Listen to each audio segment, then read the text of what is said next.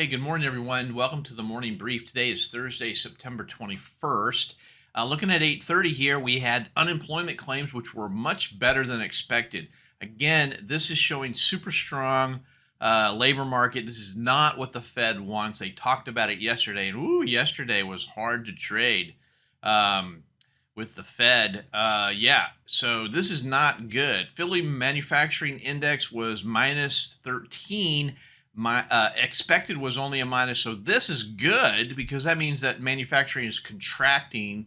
That would be a good thing for the economy, but I think this is just overwhelmingly super good, and the market's going to sell off because that means the Fed may have another rate hike in the near future. Current account balance 200 minus 212 billion. Again, this is a good thing for the economy. That being said, kind of ugly. 10 a.m. we have some European numbers, consumer confidence for the European region, and ECB President Lagarde speaking. Also, existing home sales for the U.S. and the CB leading index month over month.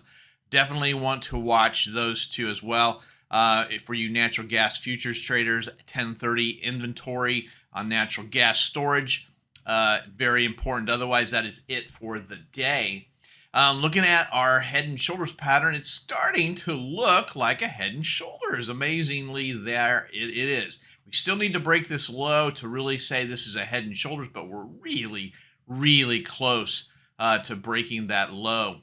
Where could we go? Well, I think that low is probably 43.98. That's probably the extent of the move because it's a pretty big bar already.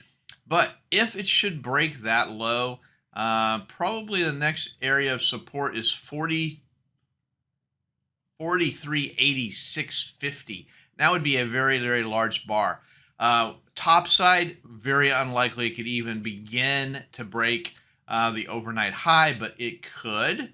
It could break the overnight high, maybe 44.60. That's really ambitious, but that's kind of where it looks, at least. Where could it go? Answering that question. The inventory yesterday was ugly. Ugly. Of course, 2 o'clock came out right there, and boom, just market did not like what the Fed had to say. Inventory correlated, ugly inventory day. Nothing to say here other than it was correlated, and it goes back to the dialogue we've been having. That these were very, very positive. A positive here, but not much here. A lot of bottom feeding or bottom pickers by the dip folks. These guys panicked out. That's what that is. That's them panicking out.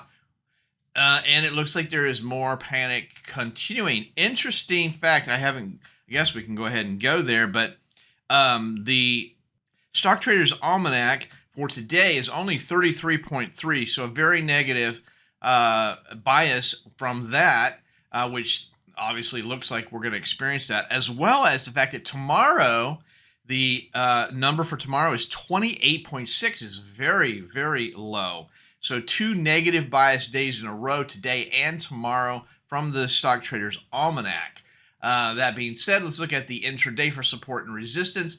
Big overnight move, 44.03. That's almost 35, almost 35 points overnight. That's a big range, kind of ugly. So where do we have? We've got an area here in the middle of the range. 44.25 would be resistance. A lot of resistance up here around 44.44.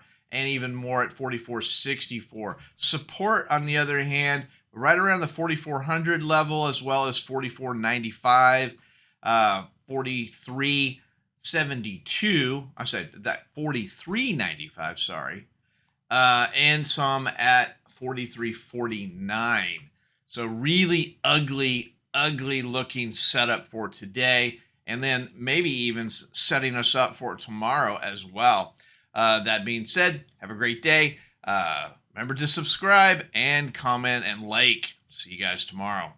Hey, thanks for watching the morning brief. Check out my website for more information, oneontrading.com.